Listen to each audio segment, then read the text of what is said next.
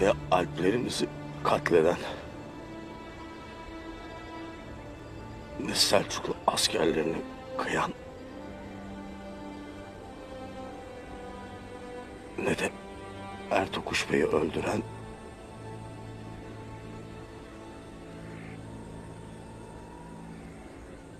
Ertuğrul değildir.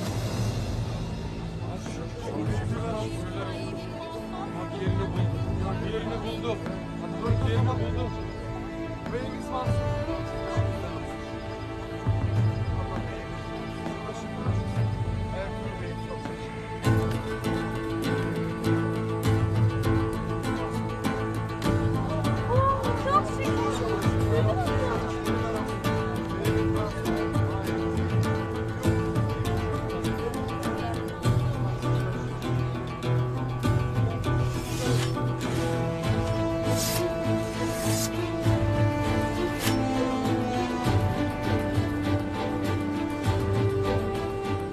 Ertuğrul tam bir baş belasıdır.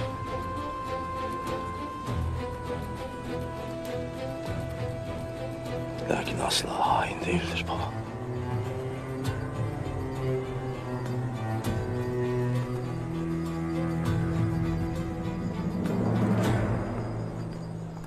Beyim Karabek yok.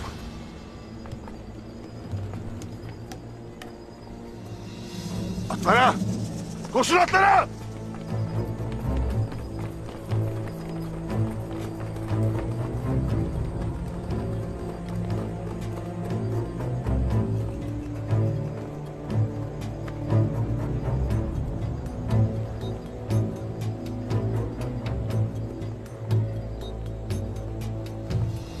Eyvallah.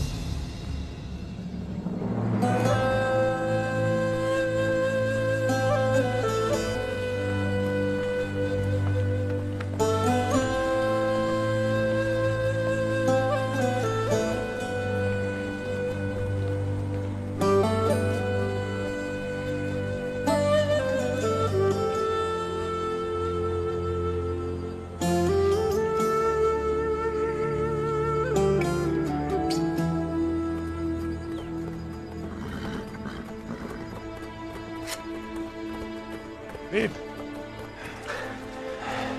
Biz Karabey'i hallederiz. Sen Hayman Han'ın yanında kalsan olmaz mı ha? Gözün arkada kalmasın beyim.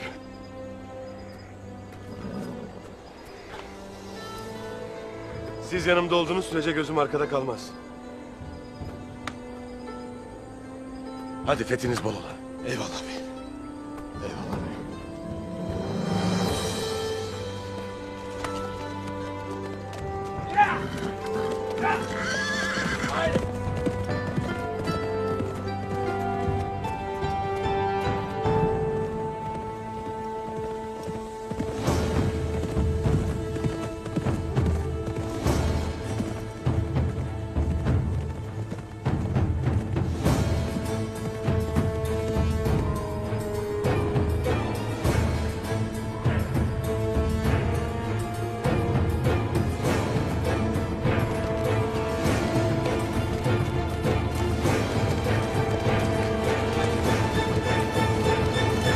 Ertuğrul Bey'im çok yaşa! Ertuğrul Bey'im çok yaşa!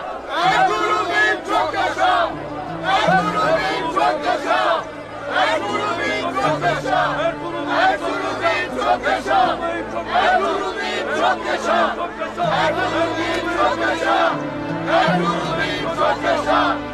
Ertuğrul Bey'im çok yaşa! Ertuğrul Bey'im çok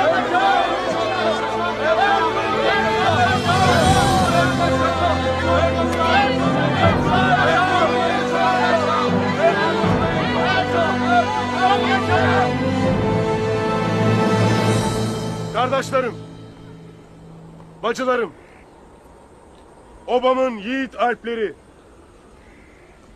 Noyan soysuzunun bize biçtiği ihanet kılıfından çok şükür kurtulduk.